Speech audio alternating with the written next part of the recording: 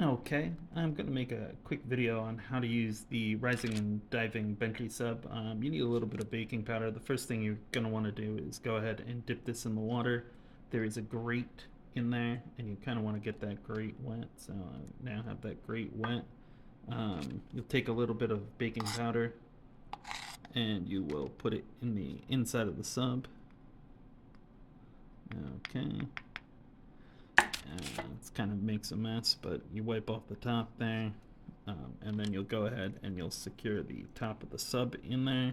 Once the top of the sub is secured in place, you'll go ahead and you will shake it vigorously in the water to make sure the water is touching that baking powder. And what's going to happen is the baking powder is going to make a bubble underneath the sub, increasing the sub's buoyancy, and then rise it up to the top.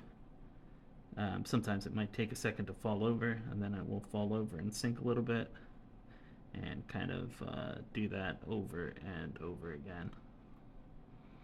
So that is basically how it works.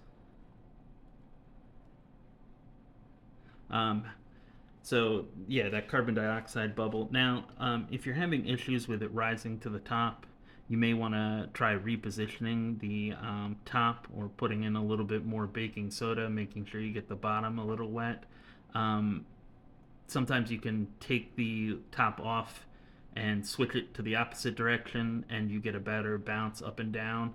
Also, the filament kind of makes a difference too, depending on what filament you're using.